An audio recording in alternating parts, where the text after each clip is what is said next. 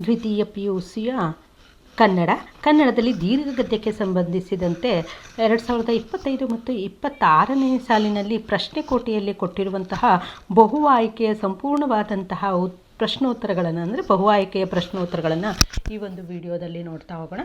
ಮೊದಲನೆಯದಾಗಿ ಬಹು ಆಯ್ಕೆಯ ಪ್ರಶ್ನೋತ್ತರಗಳು ನೋಡಿ.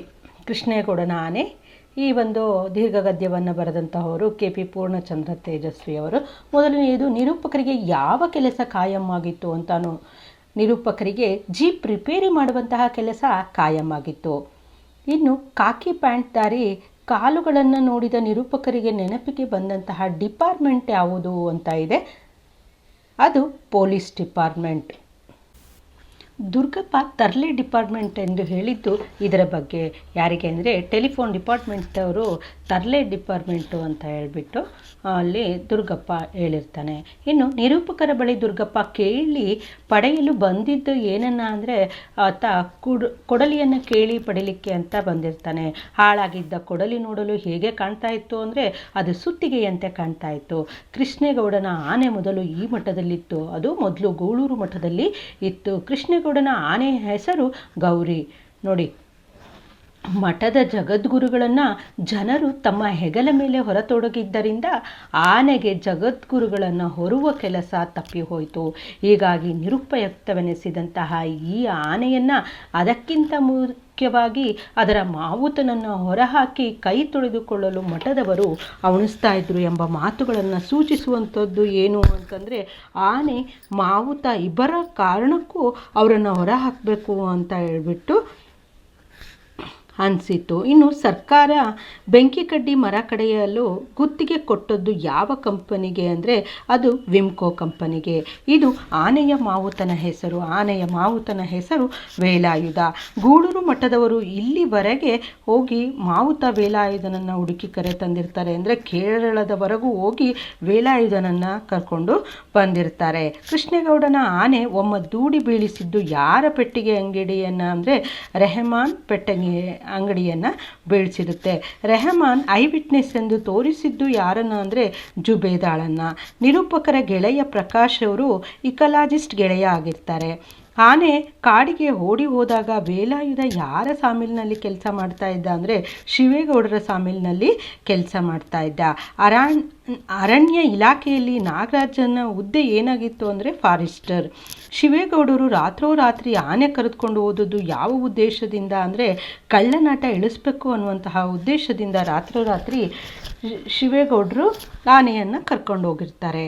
ನೋಡಿ ಸರ್, ಬೆಳ್ಳಗಿರೋದೆಲ್ಲ ಹಾಲು ಅಂತ ನಂಬೋರು ನೀವು, ಇವೆಲ್ಲ ನೀವು ಹೇಳ್ತಿರೋ ಅಷ್ಟು ಸಿಂಪಲ್ಲಾಗಿಲ್ಲ ಸರ್ ಎಂಬ ಮಾತಿನಲ್ಲಿ ನಿರೂಪಕರನ್ನು ಕುರಿತು ನಾಗರಾಜನ ಮಾತಿನ ಭಾವ ಏನಾಗಿತ್ತು ಅಂದರೆ, ನೀವು ಮುಗ್ಧರು, ಈ ವಿಷಯ ಸರಳವಾಗಿಲ್ಲ ಅನ್ನುವಂತಹದ್ದು. ಮುಂದಿನದು, ಅಲ್ರಿ ನಾಗರಾಜ್, ಇವು ಯಾವುದಾದ್ರೂ ತೀರ್ಮಾನ ಆಗೋ ಕೇಸ್ಗಳೇನ್ರಿ?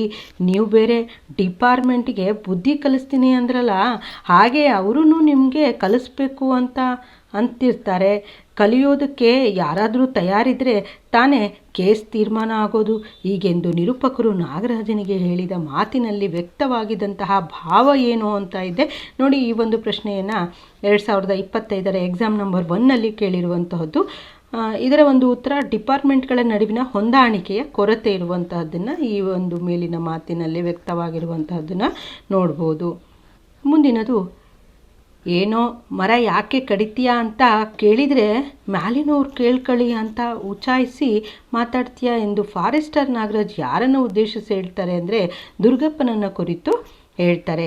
ಸಾಮಿಲಿನಲ್ಲಿ ಲಾರಿ ಮುಗಿಸಿ ಬಿದ್ದಾಗ ಕ್ಲೀನರ್ ಹಗ್ಗ ಬಿಚ್ಚುವ ಬದಲು ಯಾರನ್ನು ಹುಡುಕ್ತಾ ಇದ್ದ ಅಂದರೆ ಆತ ಡ್ರೈವರನ್ನು ಹುಡುಕ್ತಾ ಇದ್ದ.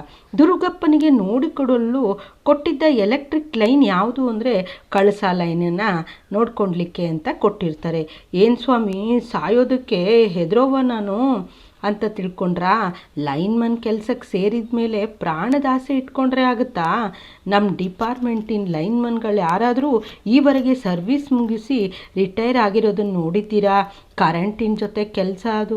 ಒಂದಲ್ಲ ಒಂದಿನ ಎಚ್ಚರ ತಪ್ಪಿದರೂ ಅಲ್ಲಿಗೆ ನಮ್ಮ ಸರ್ವಿಸ್ ಮುಗ್ದಂಗೆ ಅಲ್ವಾ ಅಂತ ಹೇಳಿ ತನ್ನ ಕೆಲಸದ ಬಗ್ಗೆ ದುರ್ಗಪ್ಪ ಯಾವ ಅಭಿಪ್ರಾಯ ವ್ಯಕ್ತಪಡಿಸಿದ್ದಾನೆ ಅನ್ನುವಂಥದ್ದು ನೋಡಿ.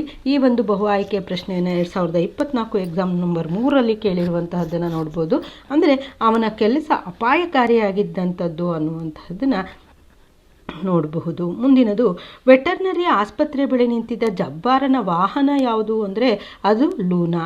ನಿರೂಪಕರನ ಕುರಿತು, ಅಯ್ಯೋ ಯಾವ ಮದುವೆ ಮನೆಗಾಗ್ದ ಸರ್, ನೀವೇನು ಹೋಗೋದಿಲ್ಲ ಏನಿಲ್ಲ, ಅವನ್ನ ಇವತ್ತು ಕೊಟ್ಟರು ಒಂದೇ ನಾಳೆ ಕೊಟ್ಟರು ಒಂದೇ ಎಂಬ ಜಬ್ಬಾರನ ಮಾತುಗಳಲ್ಲಿನ ಭಾವ ಏನಾಗಿತ್ತು ಅಂದರೆ ನಿರೂಪಕರು ಮದುವೆ ಅಂತ ಸಮಾರಂಭಗಳಿಗೆ ಭಾಗವಹಿಸ್ತಾ ಇಲ್ಲ ಅನ್ನುವಂಥದ್ದು ಅವ್ರಿಗೂ ಗೊತ್ತಿತ್ತು.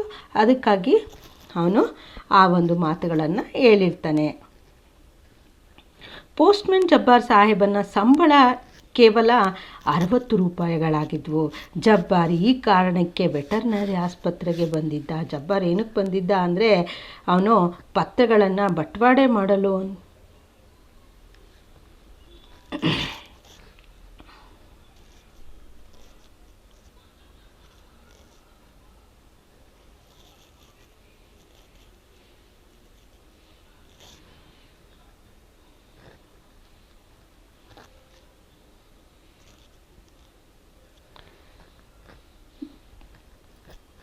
ಜಬ್ಬಾರು ಉಚ್ಚನಾಯಿ ಕಚ್ಚಿದ್ದಕ್ಕಾಗಿ ಇಂಜೆಕ್ಷನ್ ಪಡಿಬೇಕು ಅನ್ನುವಂತಹ ಉದ್ದೇಶದಿಂದ ಆತ ಆ ವೆಟರ್ನರಿ ಆಸ್ಪತ್ರೆಗೆ ಬಂದಿರ್ತಾನೆ.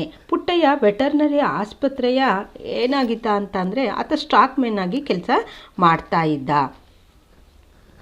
ಇನ್ನು ಮುಂದಿನದು, ನೋಡಿ ಸರ್, ನಿನ್ನೆ ಒಂದು ಹುಚ್ಚನಾಯಿ 7 ಜನಕ್ಕೆ 10 ದನಗಳಿಗೆ ಕಚ್ಚಿದೆ.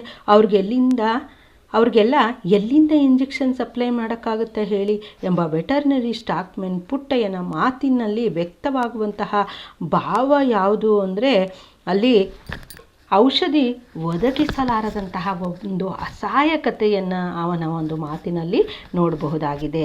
ಇಲ್ಲಿ ಈ ಒಂದು ಪ್ರಶ್ನೆಯನ್ನು 2025 ಎಕ್ಸಾಮ್ ನಂಬರ್ 2ನಲ್ಲಿ ಕೇಳಿರುವಂಥದ್ದನ್ನು ನೋಡಬಹುದಾಗಿದೆ. ಮುನ್ಸಿಪಲ್ ಪ್ರೆಸಿಡೆಂಟ್ ಯಾರು ಅಂದರೆ ಅದು ಖಾನ್ ಸಾಹೇಬ್ರು. ನಿರೂಪಕರ ಪ್ರಕಾರ ಇದು ಮುನ್ಸಿಪಾಲ್ಟಿ ಪ್ರೆಸಿಡೆಂಟರ ಕರ್ತವ್ಯ. ಏನಂದರೆ ಊರನ್ನು ಸ್ವಚ್ಛವಾಗಿಡೋದು ಮುನ್ಸಿಪಾಲ್ಟಿ ಪ್ರೆಸಿಡೆಂಟ್ ಅವರ ಕರ್ತವ್ಯ ಆಗಿರುತ್ತೆ ಅಂತ ನಿರೂಪಕರು ಹೇಳ್ತಾರೆ. ಟೆಲಿಫೋನ್ ಕಂಬದ ಮೇಲೆ ಮೃತನಾದಂತಹ ವ್ಯಕ್ತಿ ಯಾರು ಅಂದರೆ ಆತ ಲೈನ್ಮನ್ ತಿಪ್ಪಣ್ಣ. ಇವರು ಟೆಲಿಫೋನ್ ಇಲಾಖೆಯ ಜೂನಿಯರ್ ಇಂಜಿನಿಯರ್. ಯಾರು ಅಂದರೆ ರಮೇಶ್ ಬಾಬುನವರು.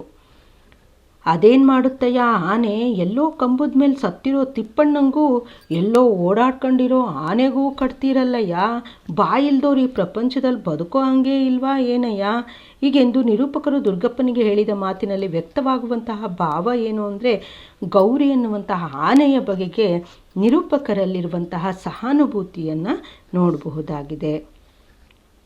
ಇನ್ನು ಟೆಲಿಫೋನ್ ಇಲಾಖೆಯ ಸಿಬ್ಬಂದಿ ಇವರ ವಿರುದ್ಧ ಮುಷ್ಕರ ಹೂಡ್ತಾರೆ. ಯಾರ ವಿರುದ್ಧ ಅಂದರೆ ವಿದ್ಯುತ್ ಇಲಾಖೆಯ ವಿರುದ್ಧ ಅವರು ಮುಷ್ಕರವನ್ನು ಹೂಡ್ತಾರೆ. ಕುಸಿದು ಬಿದ್ದ ಮನೆಯ ಮಾಡಿನ ಸುಬ್ಬಣ್ಣ ಊರು ಯಾವುದು ಅಂದರೆ ಅದು ಹಳೆ ಕೊಪ್ಪ. ಸತ್ತಿರೋದು ನಿಮ್ಮದು, ಇವತ್ತಲ್ಲ ನಾಳೆ ನೀವೇ ಕೊಂದು ತಿನ್ನೋ ಪ್ರಾಣಿ, ಅದಕ್ಕೆ ಯಾಕ್ರಿ ನಷ್ಟ ಕಟ್ಕೊಡ್ಬೇಕು, ನಾಳೆ ಮಾಡೋ ಸಾರು ಇವತ್ತೇ ಮಾಡ್ರಿ ಎಂಬ ಫಾರೆಸ್ಟ್ ನಾಗರಾಜನ ಮಾತಿನಲ್ಲಿರುವಂತಹದ್ದು ಏನು ಅಂದರೆ ಅವನ ಮಾತಿನಲ್ಲಿ ಒಂದು ಉಡಾಫೆಯ ಮಾತನ್ನು ಕಾಣಬಹುದಾಗಿದೆ. ಈ ವಿಷಯ ಪ್ರಸ್ತಾಪಿಸಲು ನಿರೂಪಕರು ಪುರ ಪ್ರಮುಖರ ಮೀಟಿಂಗಿಗೆ ಹೋಗಿದ್ದರು. ಯಾವುದ್ರು ಅಂದರೆ ಕಂತ್ರಿ ನಾಯಿಗಳ ಸಮಸ್ಯೆಯ ಬಗ್ಗೆ ಅಲ್ಲಿ ಚರ್ಚೆಯನ್ನು ಮಾಡುವುದಕ್ಕಾಗಿ ಹೋಗಿರ್ತಾರೆ. ರೇಂಜರ್ ಫಾರೆಸ್ಟರ್ ಆಫೀಸರ್ ಆನೆಗೆ ಶೂಟ್ ಮಾಡುವಂತೆ ಸೂಚಿಸಿದ್ದು ಯಾರು ಅಂದರೆ ಫಾರೆಸ್ಟರ್ ನಾಗರಾಜನಿಗೆ. ಆನೆಯ ಕಾಲಿಗೆ ಸರಪಳಿ ಕಟ್ಟದೇ ಇರಲು ಕೃಷ್ಣೇಗೌಡ ಸಭೆಗೆ ಕೊಟ್ಟ ಕಾರಣ ಏನು ಅಂದರೆ ಆನೆ ಲಾಯದ ಒಳಗೇ ಇರ್ತದೆ ಅನ್ನುವಂಥದ್ದು. ಆನೆ ಶಾಸ್ತ್ರದವರು ಹೀಗೆಂದು ಭವಿಷ್ಯ ನುಡಿದಿದ್ರು ಅಂದರೆ ಈ ಆನೆಯಿಂದ 5 ಜನ ಪ್ರಾಣವನ್ನು ಕಳೆದುಕೊಳ್ತಾರೆ ಅನ್ನುವಂತಹ ಒಂದು ಭವಿಷ್ಯವನ್ನು ನುಡಿರುತ್ತಾರೆ. ಕೃಷ್ಣೇಗೌಡರು ಬೈದಿದ್ದರಿಂದ ಇವತ್ತು ಲಾಯದಲ್ಲೇ ಮಲಗಿ ಅದೇನಾದರೂ ಕಳ್ಳತನದಲ್ಲಿ ಹೊರಹೋಗುವುದನ್ನು ಕಂಡ್ರೆ ಸರಿಯಾಗಿ ಚಚ್ಚಿ ಬುದ್ಧಿ ಕಲಿಸಲು ತೀರ್ಮಾನಿಸಿದ್ದ. ಒಮ್ಮೆ ಕಾಡಿಗೆ ಹೋಗಿ ಬಂದಾಗಿನಿಂದ ಆನೆಗೆ ಏನೋ ದುರ್ಬುದ್ಧಿ ಶುರುವಾಗಿದೆ ಎಂದು ಅವನಿಗೂ ಶಂಕೆ. ವೇಲಾಯುಧ ಲಾಯದಲ್ಲಿ ಮಲಗಲು ಹೋಗಿದ್ದಕ್ಕೆ ಕೆಳಗಿನ ಜೋಡಿಗಳಲ್ಲಿ ಯಾವುದು ಸರಿಯಾದಂತಹ ಕಾರಣಗಳಾಗಿವೆ? ಅದು ಕೃಷ್ಣೇಗೌಡ ಬೈದಿದ್ದರಿಂದನೇ ಲಾಯದಲ್ಲಿ ಮಲಗಿದೆ ಅನ್ನುವಂಥದ್ದು ಒಂದು ಕಾರಣ. ಆದರೆ ಮತ್ತೆ ಒಂದು ಏನು ಅಂದರೆ, ವೇಲಾಯುಧ ಲಾಯದಲ್ಲಿಯೇ ಮಲಗಲು ಹೋಗಿದ್ದಕ್ಕೆ ಅವನ ಹೆಂಡತಿ ರೇಗಿದ್ದು. ಅಂದರೆ ಇದಕ್ಕೆ ಸರಿಯಾದಂತಹ ಒಂದು ಆಪ್ಷನ್ನು ಅಂದರೆ 1 ಮತ್ತು 4 ಸರಿಯಾಗಿದೆ. ಮುಂದಿನದು, ನಾಗರಾಜ ಕೋವಿ ಹಿಡಿದು ಕುಳಿತದ್ದು ಯಾವ ಸ್ಥಳದಲ್ಲಿ ಅಂತಂದರೆ, ಕೃಷ್ಣೇಗೌಡರ ತೋಟದ ಬೇಲಿ ಮೂಲೆಯ ಬಿಳಿ ಬೂರಗದ ಮರಗದ ಕೆಳಗೆ ಒಳ್ಳೆ ಆಯಕಟ್ಟಿನ ಗಂಡಿಯಲ್ಲಿ ಆತ ಕುಳಿತಿದ್ದ.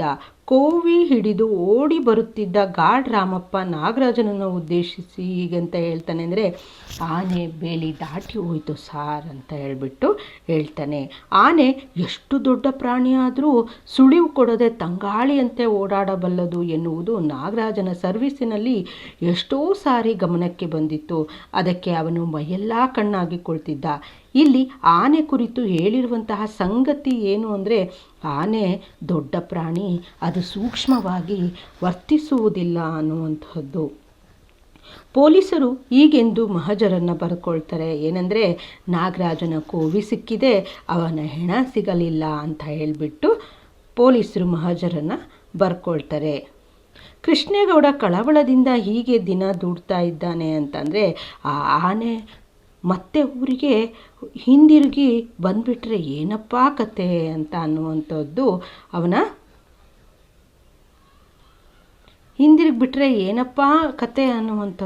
ಅವನ ಒಂದು ಯೋಚನೆಯಾಗಿತ್ತು, ಕಳವಳ ಆಗಿತ್ತು. ಇನ್ನು 2 ಅಂಕದ ಪ್ರಶ್ನೋತ್ತರಗಳನ್ನು ಮುಂದಿನ ವಿಡಿಯೋದಲ್ಲಿ ನೋಡೋಣ. ಧನ್ಯವಾದಗಳು. ಇವುಗಳ ಗದ್ಯ ಮತ್ತು ಪದ್ಯಗಳಿಗೆ ಸಂಬಂಧಿಸಿದಂತಹ ಸಂಪೂರ್ಣವಾದಂತಹ ಉತ್ತರವನ್ನು ಹಿಂದಿನ ವಿಡಿಯೋಗಳಲ್ಲಿ ಕೊಟ್ಟಿದ್ದೇನೆ. ಅದರ ಒಂದು ಲಿಂಕನ್ನು ಕೂಡ ಡಿಸ್ಕ್ರಿಪ್ಷನ್ನಲ್ಲಿ ಕೊಟ್ಟಿರ್ತೇನೆ, ಅದನ್ನು ನೀವು ರೆಫರ್ ಮಾಡ್ಬೋದು. ಧನ್ಯವಾದಗಳು.